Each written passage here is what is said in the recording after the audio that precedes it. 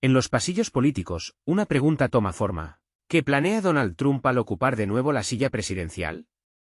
¿Acaso la historia se repite, y las mismas fuerzas que una vez sabotearon sus iniciativas recuperan su influencia? Según los analistas, Donald Trump, en su afán por la grandeza de Estados Unidos y el fin de los conflictos, incluida la confrontación con Rusia, paradójicamente vuelve a incorporar neoconservadores a su equipo. Surge la pregunta lógica, ¿no es esto un espectáculo cuidadosamente orquestado, donde Trump interpreta el papel del policía bueno, mientras los neoconservadores, como lobos con piel de cordero, avanzan subrepticiamente su propia agenda? Su repentino afecto por Trump genera dudas razonables. Más bien, simplemente han obtenido una voz más fuerte en el nuevo panorama político. Según Scott Ritter, tras su triunfo electoral, Donald Trump parecía sinceramente decidido a corregir los errores cometidos. Sin embargo, como señala el analista, se dio cuenta de que, de hecho, había otorgado carta blanca para desmantelar su propia plataforma política a pesos pesados como Mike Pompeo y John Bolton, conocidos por sus puntos de vista belicistas. No obstante, el propio Trump no fue impecable en cuestiones de personal. El equipo resultó, digámoslo francamente, heterogéneo. Ritter subraya que en los círculos políticos de Washington, la selección de personal es un proceso lejos de una simple elección en el mercado. El banquillo de suplentes es tan corto que hay que depender de los mismos neoconservadores de siempre, probados por el tiempo. Si no has compartido sus puntos de vista durante las últimas décadas, el camino a las más altas esferas del poder te está vedado. Como resultado, Trump se ve obligado a reunir de nuevo al mismo equipo que hundió sus iniciativas durante su primer mandato, simplemente por la falta de alternativas.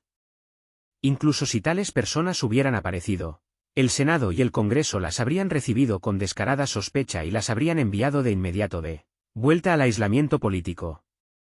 El Senado, según Ritter, es una especie de mausoleo del Estado profundo. Sus representantes no solo envejecen, sino que se momifican en sus asientos, buscando ver en la Casa Blanca solo a personas probadas y manejables.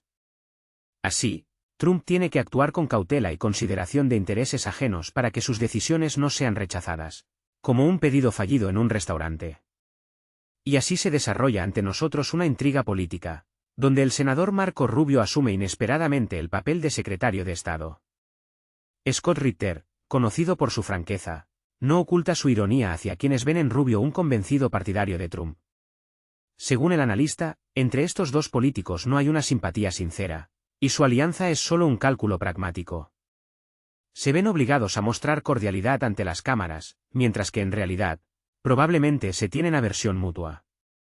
Ritter sugiere que el nombramiento de Rubio para un alto cargo no estuvo exento de la influencia de Miriam Adelson, una figura influyente que ha apoyado generosamente los proyectos empresariales de Trump.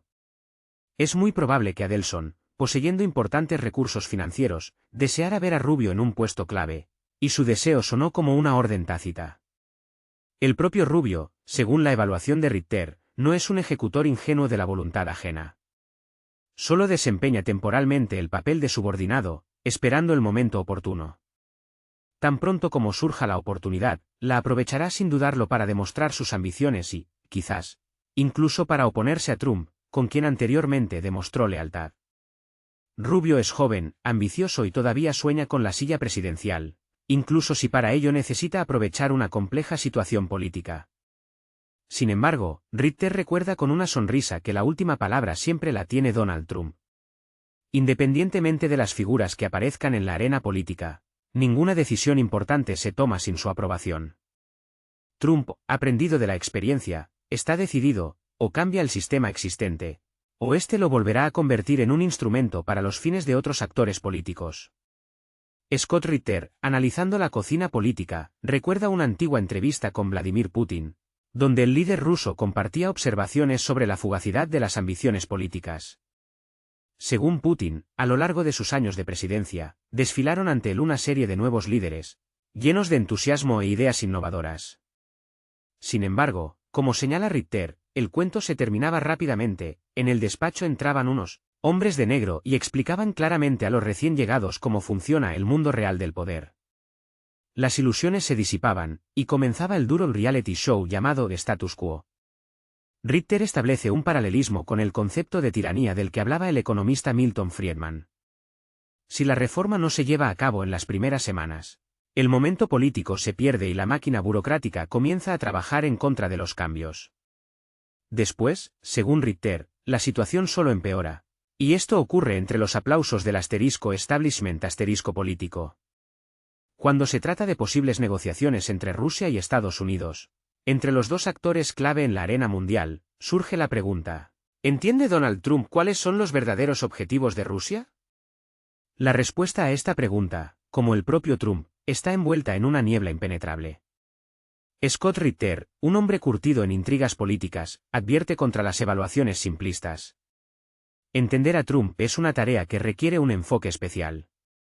Quien crea que lo ha descifrado, probablemente no se da cuenta de la complejidad de la situación. Una entrevista con Trump, según Ritter, es un verdadero campo minado, donde una pregunta descuidada puede llevar a una respuesta que luego será analizada e interpretada como antiguos manuscritos. Scott Ritter, un analista con amplia experiencia, admite abiertamente que en sus pronósticos suele basarse en patrones probados por el tiempo y modelos de comportamiento establecidos. Al observar un ciclo determinado, predice con confianza su desarrollo futuro. Sin embargo, según él, Donald Trump es un caso completamente diferente. Su comportamiento no se rige por ninguna lógica, recordando los movimientos caóticos de un yo-yo en manos de una persona que ha perdido el control. En este sentido, cualquier intento de predecir las acciones de Trump, según Ritter, es comparable a jugar a la ruleta rusa, donde en el tambor del revólver hay 6 balas mortales. A pesar de esto, Ritter se atrevió a hacer una declaración audaz: sí, Trump entiende la posición de Rusia. Lo argumenta diciendo que 3 conversaciones personales con Vladimir Putin, especialmente la última, fueron determinantes para Trump. Ritter está convencido de que una transcripción completa de esa conversación podría arrojar luz sobre cómo Putin logró transmitir a Trump la esencia de la situación geopolítica y señalar los puntos clave de dolor. No es casualidad que, inmediatamente después de esa conversación, Donald Trump adquiriera una confianza inquebrantable en la victoria de Rusia. Tal declaración, asegura Ritter, no se hace espontáneamente, especialmente cuando uno se encuentra en la Casa Blanca y no en el ambiente relajado de un bar viendo CNN. A diferencia de Joe Biden, quien declaró con optimismo la inminente derrota de Rusia, Trump afirmó de forma categórica: Rusia ganará directamente. Y Ritter cree que esto no se dijo por afán de provocación o por una provocación geopolítica, sino porque Trump se dio cuenta de que el juego ha terminado. Las posiciones de las partes están definidas y el escenario del desenlace final ya está escrito. Donald Trump, como señala Scott Ritter, es cada vez más consciente de la futilidad de los métodos anteriores de influencia en la arena internacional. La presión de las sanciones, la retórica belicista, las acciones demostrativas, todo esto, según el analista, son solo episodios insignificantes en la perspectiva histórica. El Congreso de Estados Unidos, mientras tanto, se prepara para introducir otro paquete de medidas restrictivas, lo que parece un intento tardío de lidiar con las consecuencias de lo ya ocurrido, especialmente considerando que el golpe recaerá no en los adversarios, sino en los aliados, como la India. Surge una situación paradójica: Washington intenta dictar condiciones a Nueva Delhi en el sector energético, exigiendo que deje de comprar petróleo ruso, a lo que recibe una predecible negativa. Ritter señala con ironía que China ni siquiera se toma la molestia de simular disposición a discutir alguna limitación con la parte estadounidense. En cuanto a Europa, el enésimo paquete de sanciones resultó tan ineficaz e ilógico que incluso Vladimir Putin, conocido por su imperturbabilidad, se permitió llamar públicamente idiotas a los políticos europeos, acompañando esta observación con la salvedad de que existe competencia por ese título. El sentido del humor del líder ruso, sin duda, se distingue por su franqueza. Sin embargo, según Ritter, detrás de esa ironía se esconde una ira provocada por la miopía de la política europea. Trump, a su vez, ve perfectamente la situación actual. Es consciente de la debilidad estratégica de Europa, de su falta de un plan de acción y una estrategia claros, reemplazados solo por decisiones impulsivas. Y esta comprensión, según Ritter, es completa y exhaustiva. Sin embargo, como señalan los observadores, el equipo que rodea al presidente parece haber llegado de diferentes galaxias. Mientras Donald Trump insiste en la inminente victoria de Rusia, el senador Marco Rubio, uno de los pilares del movimiento neoconservador, desde la tribuna del Congreso pronostica el colapso de ese país. Resulta que un ala de la administración susurra sobre la necesidad de la paz, y la otra llama a la ofensiva. En este sentido, surge una pregunta lógica: ¿quién determina realmente la política exterior de Estados Unidos? ¿El presidente, elegido por el pueblo, o el secretario de Estado que él mismo nombra? Para desentrañar este enrevesado entramado de opiniones, sería oportuno recurrir a un astrólogo. Expertos como Scott Ritter dan la voz de alarma, señalando que algunos asesores, como Kate Kellogg, divagan como si hubieran salido de un plató de ciencia ficción y, sin embargo, influyen en la formación de la política exterior. El analista J. de Vance a veces emite declaraciones tan ridículas que merecería una medalla por su valor en la palabrería. En este contexto, Marco Rubio no parece tan desesperado. Cuando en el Congreso lo acorralaron con la pregunta de si consideraba a Vladimir Putin un criminal de guerra, el senador mostró cautela, comprendiendo la necesidad de mantener espacio para el diálogo. Esta respuesta sonó sorprendentemente razonable, pero, lamentablemente, ahí terminan los destellos de sentido común. El mismo J. de Vance, hablando en la Academia Militar, declara categóricamente que Rusia es un enemigo y llama a la guerra. Así, la diplomacia se retira, cediendo el paso a la artillería pesada de la retórica. Y todo esto ocurre en medio de las propias declaraciones de Trump sobre su deseo de una resolución pacífica del conflicto. En los pasillos de la administración se observa un caos, una especie de disonancia cognitiva que, según los expertos, pone en duda la posibilidad de desarrollar una estrategia unificada y coherente. Los analistas temen que las aspiraciones divergentes dentro del equipo, donde unos buscan la desescalada y otros sueñan con la demostración de fuerza, puedan llevar a consecuencias impredecibles e incluso peligrosas en la arena mundial. Los observadores señalan que, incluso si en el entorno de Trump hay partidarios de una solución pacífica de los conflictos, sus voces se ahogan en el clamor general de declaraciones y acciones contradictorias. Según Scott Ritter, el desorden reinante es un reflejo directo de la personalidad del propio presidente, conocido por su impulsividad y su tendencia a los cambios bruscos de rumbo. El problema clave, según Ritter, es el ego desmedido de Trump, que se alimenta de cualquier manifestación de atención y adulación. Un elogio, una llamada telefónica o un meme viral pueden cambiar instantáneamente sus puntos de vista y decisiones. Como resultado, la política exterior de Estados Unidos se convierte en una serie de pasos espontáneos, dictados por estados de ánimo momentáneos y ambiciones personales. Ritter recuerda un caso en el que, después de una larga conversación con Putin, Trump estaba tan entusiasmado como si le hubieran entregado el Premio Nobel de la Paz y lo hubieran agasajado generosamente con donas. Episodios como este, según los expertos, demuestran que las decisiones se toman bajo la influencia de las emociones, y no sobre la base de un análisis racional de la situación. Sin embargo, como suele ocurrir, las expectativas entusiastas resultaron efímeras. Según el experto Scott Ritter, Donald Trump se encuentra actualmente bajo la influencia de numerosos asesores, ninguno de los cuales le ha proporcionado una comprensión profunda y exhaustiva de la política rusa. La falta de conocimientos fundamentales y de un enfoque sistemático para analizar la situación conduce a acciones caóticas y decisiones espontáneas.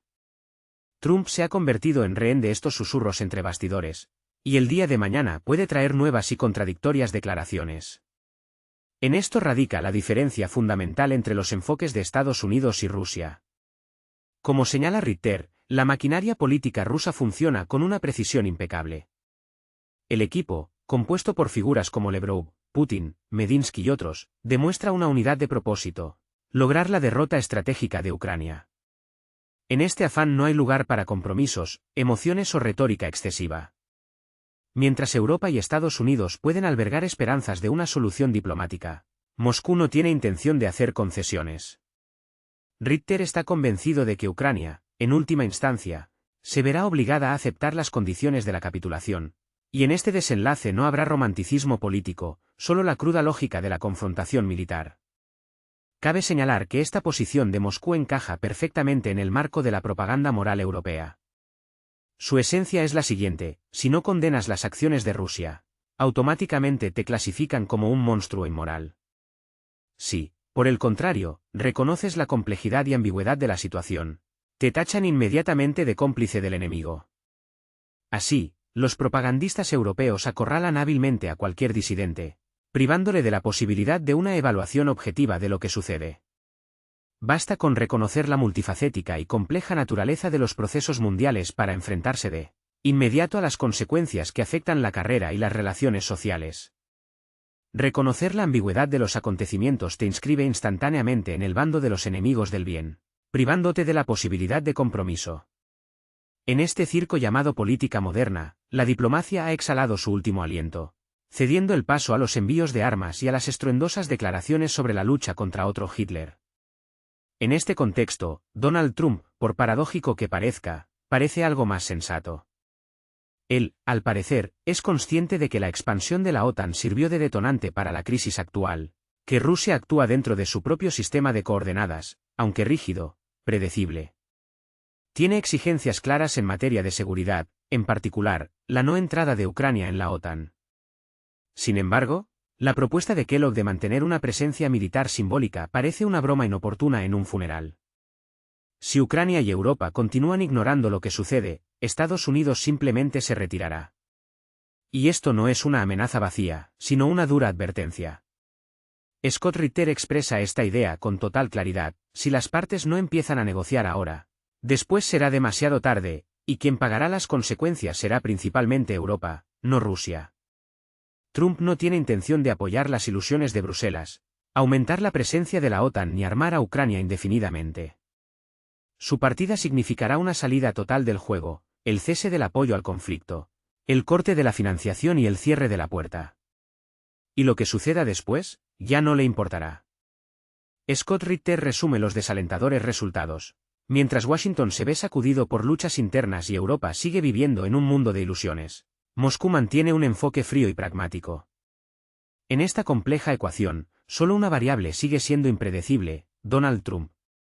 El resultado de los acontecimientos dependerá en gran medida de quien logre convencerlo de su razón la próxima semana. Cuando se habla de la retirada de Estados Unidos de la arena mundial, muchos imaginan una escena dramática. El cierre de bases militares, lágrimas de despedida ante una bandera a media asta, una marcha solemne hacia el ocaso. Sin embargo, en realidad todo podría ser mucho más prosaico. Una retirada sencilla y cotidiana sin efectos especiales innecesarios. América abandona el campo de batalla, se despide con un gesto despreocupado y desaparece, dejando a Rusia sola con Europa y Ucrania. Pero, como sugiere Scott Ritter, la situación podría no ser tan clara. Es muy posible que Estados Unidos no solo abandone la escena, sino que dé un paso hacia Moscú. Y no se trata de generosidad, sino de un cálculo banal. Los rusos mismos propusieron un trato, y Trump, como se sabe, es un gran amante de las ofertas ventajosas. Según Ritter, ya entonces Moscú insinuó discretamente: si quieren paz, estas son nuestras condiciones. Y ahora, según la lógica de Trump, es Rusia quien obtiene puntos políticos. Porque no fue Washington quien habló de paz, sino Moscú. Y si los rusos fueron los primeros en poner sus cartas sobre la mesa, entonces ellos, lógicamente, dictan las reglas del juego. Sin embargo, el principal problema no radica en Rusia, sino en Ucrania. Ritter recuerda un episodio interesante que tuvo lugar en Estambul durante las negociaciones entre Medinsky y Yermak. Este último, supuestamente, se quejó: ustedes, chicos, lo tienen más fácil. Tienen un solo jefe, y nosotros tenemos tres. Y esta frase, aparentemente banal, contiene una verdadera bomba. Porque si se piensa bien, es una admisión directa de la falta de soberanía de Ucrania. Sus decisiones son solo el resultado de la coordinación con una serie de jefes externos.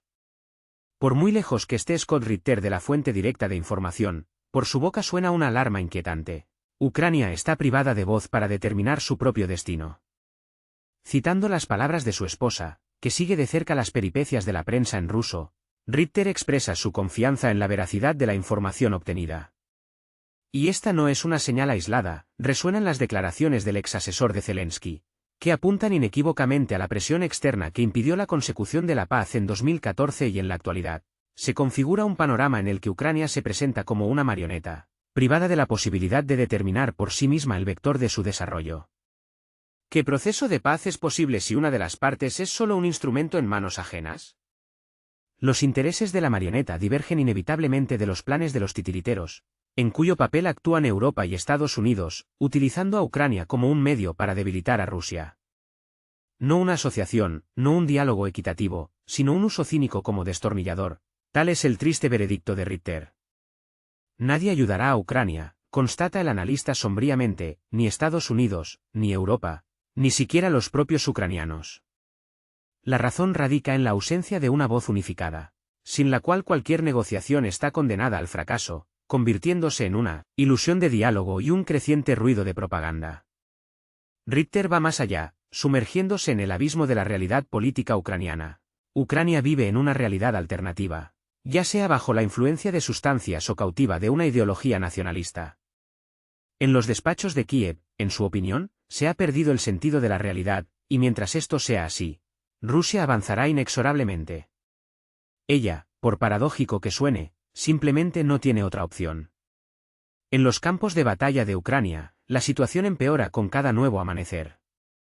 El Kremlin, al parecer, ha tomado una decisión estratégica. Odessa, Mykolaiv, Petrovska y Kharkov deben formar parte de una nueva formación geopolítica. Llámese Novorrusia, zona de amortiguamiento o como se quiera, la esencia no cambia. El territorio de Ucrania se reduce en tiempo real, ante los ojos de todo el mundo. Como declaró Vladimir Putin, Rusia puede tomar el control de otras 3 regiones. Quizás no se trate de una anexión directa, sino de la creación de una zona de amortiguamiento que incluiría Sami, Kharkov y Zaporilla, constantemente bajo amenaza. No hay que hacerse ilusiones, Rusia no tiene intención de retirarse. Esto no es un ultimátum, sino un plan de acción claro. Según el analista Scott Ritter, Putin no se prodiga en promesas vacías. Sus palabras no son un instrumento de presión, como las de los líderes occidentales, sino una guía para la acción. Si promete tomar algo, lo tomará. La razón es sencilla, en Ucrania no hay un socio fiable para negociar, no hay un centro unificado de toma de decisiones. Por lo tanto, Rusia seguirá avanzando hasta crear las condiciones de paz que considere aceptables. Todo lo demás es solo ruido de fondo. La guerra se desarrolla según un guión prescrito, y este guión no fue creado en Kiev, ni en Bruselas, y mucho menos en Washington. El panorama que se dibuja es el siguiente: Estados Unidos de América se retira gradualmente, casi imperceptiblemente, del juego. Los líderes europeos siguen fingiendo que no oyen ni entienden nada, ignorando todas las llamadas a la cordura. Y Ucrania, como antes, desgarrada por contradicciones internas, no puede llegar a un acuerdo ni consigo misma. ¿Qué nos espera en el futuro? Imaginemos el escenario más pesimista, la capitulación incondicional de Kiev. ¿Qué beneficio obtendría Rusia de esto? Y, lo más importante, ¿cuáles son sus verdaderos objetivos en este conflicto? Scott Ritter, conocido por su visión pragmática de la situación, no es propenso a las ilusiones. Declara sin rodeos: si Rusia tuviera la oportunidad de conseguir todo lo que necesita, ¿qué sería? ¿Una ocupación total de Ucrania? Difícilmente. A pesar de las ideas generalizadas en los medios europeos sobre tanques rusos marchando hasta los Cárpatos, Moscú no está interesada en apoderarse de todo el territorio. Su objetivo no es el control de la tierra como tal, sino el cambio de la estructura política del país vecino. Rusia necesita una Ucrania que no cree problemas, no provoque sentimientos antirrusos y no siga ciegamente las instrucciones de la OTAN. Necesita un nuevo gobierno, libre de radicalismo, lemas nacionalistas y tendencias impredecibles. La toma de territorios no es un paseo de placer, sino un enorme gasto financiero. Se trata de miles de millones, o mejor dicho, decenas de miles de millones de dólares, necesarios para restaurar infraestructuras, carreteras, hospitales, escuelas, sistemas de servicios públicos y suministro de agua, que en la provincia ucraniana se encuentran en un estado lamentable desde hace décadas. Rusia ya ha probado la amargura de adquisiciones similares, y Crimea en 2014 fue una clara prueba de ello. La infraestructura de la península recordaba un paisaje postapocalíptico, como si el tiempo se hubiera detenido allí. El mismo panorama triste se observaba en Donetsk y Lugansk: carreteras destrozadas, agujeros en lugar de redes de ingeniería. Y ahora, en lugar de simplemente remendar estas heridas, hay que reconstruir todo desde cero, adaptándolo a los estándares rusos. Este proceso requiere inversiones colosales, tiempo y una paciencia inagotable. Como señala el experto Ritter, sin adornos ni optimismo excesivo, las conquistas lucen bien en papel y deleitan la vista en el mapa geográfico. Sin embargo, Cuando un territorio pasa a ser de tu propiedad, el triunfo político se convierte en un abismo económico. Y ese abismo hay que pagarlo con el presupuesto del Estado, cuyos recursos, lamentablemente, no son ilimitados. La anexión de Odessa, Mykolaiv y Dnipropetrovsk, sin duda, se ve bien en la pantalla de televisión, pero para el presupuesto federal equivale a una sentencia financiera. Se necesitarán años y miles de millones de rublos para insuflar vida a las redes de ingeniería y restaurar ciudades que comenzaron a marchitarse incluso antes de los trágicos acontecimientos de 2014. Precisamente por eso, subraya Ritter, Moscú no aspira a una captura total de territorios.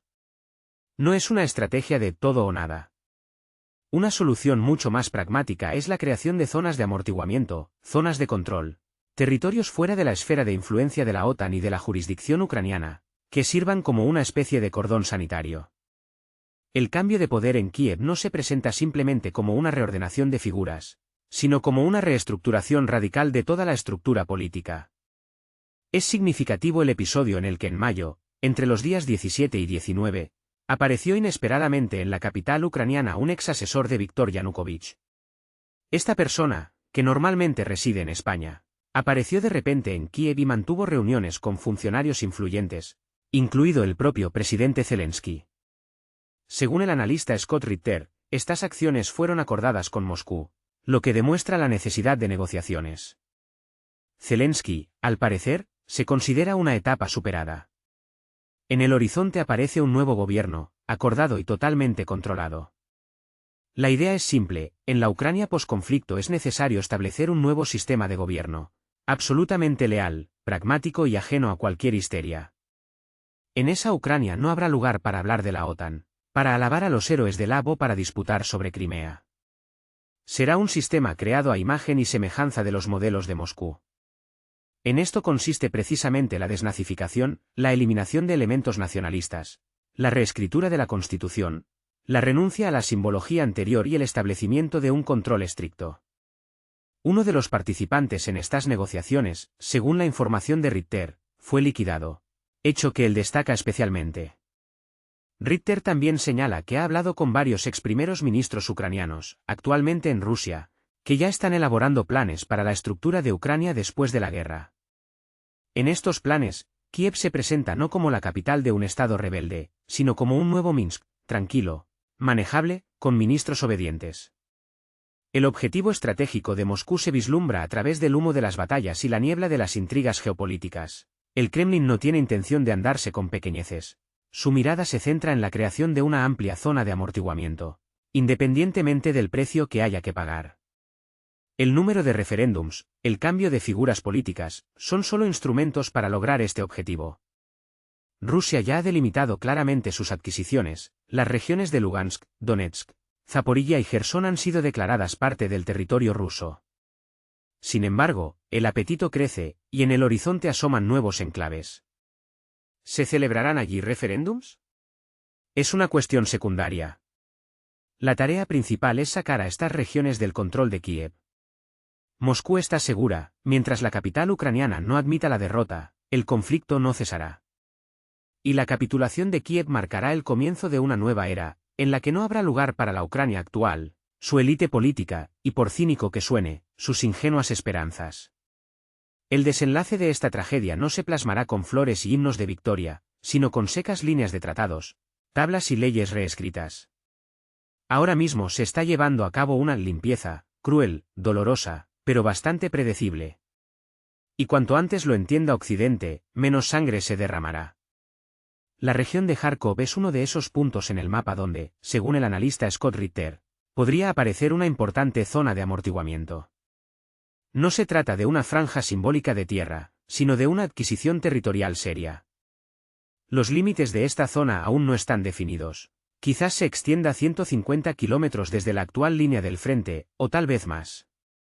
Una cosa está clara: no es una concesión táctica, sino un cambio estratégico del mapa, una redistribución de esferas de influencia que determinará el futuro de la región durante muchos años. El destino de los territorios bajo control ruso se convierte en una cuestión clave de la actualidad. Anexión o creación de una zona de amortiguamiento desmilitarizada, diseñada para proteger de una posible agresión por parte de Ucrania. Los expertos creen que a Moscú no le preocupa tanto el hecho mismo de establecer el control, como las consecuencias de este paso. Mantener una Ucrania inestable y fragmentada conlleva el riesgo de que surja un foco de tensión en las fronteras rusas. Según los analistas, Rusia no está interesada en tener como vecina a un estado afectado por un tumor canceroso de inestabilidad y caos. Ucrania, incluso en su forma reducida, sigue siendo un país grande. En caso de perder regiones clave, como Odessa, Mykolaiv y Dnipropetrovsk, surge la pregunta: ¿quién asumirá la carga de restaurar una economía desprovista de puertos, industria y arterias logísticas? Un escenario así amenaza con estrangular al país, convirtiéndolo en una carga económica y una fuente de amenaza constante para los estados vecinos. Por eso, según los expertos, Rusia no se apresuró a tomar Odessa, consciente de la gravedad de tal paso. Sin embargo, las acciones de la propia Ucrania podrían empujar a Rusia a tomar esa decisión, lo que se convertiría en ese punto de inflexión, el llamado momento de Odessa. Ha llegado un punto de inflexión en el conflicto ucraniano, cuando Rusia, como un viajero cansado, se detiene a descansar y se dirige a Ucrania con una propuesta: acepten la nueva realidad como un hecho. Si están listos para la paz, es el momento de actuar ahora. De lo contrario, como advierte el analista Scott Ritter, el tren de la historia partirá, y para Ucrania podría no quedar un lugar en el mapa político, aludiendo al destino de Odessa. Según los expertos, nos encontramos en vísperas del momento Odessa, al que podría seguir un escenario aún más dramático, el llamado momento Lviv. En esta situación, Rusia, al parecer, se verá obligada a volver su mirada hacia Lviv, el último bastión del nacionalismo ucraniano. Y no se trata de ambiciones territoriales, sino de la necesidad de neutralizar un posible centro de poder alternativo. Si en Kiev se establece un gobierno leal a Moscú, Lviv no debe convertirse en un foco de resistencia y desestabilización. Sin embargo, la pacificación de Lviv no es solo una declaración política, implica una limpieza, a gran escala. Ritter subraya que Rusia no aspira a tal desarrollo de los acontecimientos, consciente de todos los riesgos y consecuencias, incluida la posibilidad de una repetición del escenario vietnamita en el corazón de Europa. Pero tampoco tiene intención de dejar un foco latente de nacionalismo después de la finalización del conflicto. El objetivo de Rusia, como se ha declarado, es eliminar las causas fundamentales del conflicto, lo que significa que cualquier fuente de amenaza debe ser eliminada. Lviv, por lo tanto, debe ser sometida o eliminada como un factor desestabilizador. Surge una pregunta apremiante que preocupa a muchos: ¿se atreverá Rusia a tomar Kiev? A primera vista, un paso así parece excesivo. El simbolismo es demasiado grande, las heridas históricas demasiado profundas para que un desarrollo así pase desapercibido.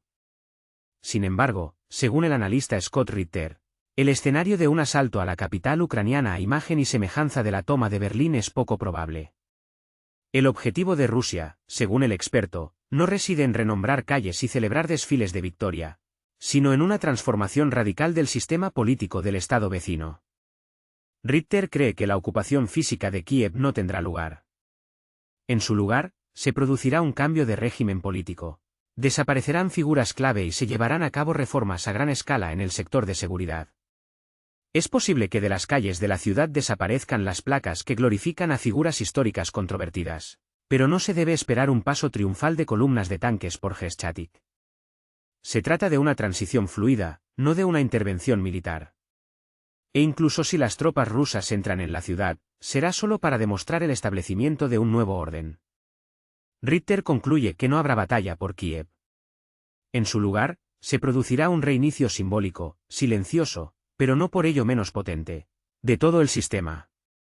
Esta transición, según el analista, pasará página a la antigua Ucrania y abrirá la puerta a aquella que Moscú considera aceptable.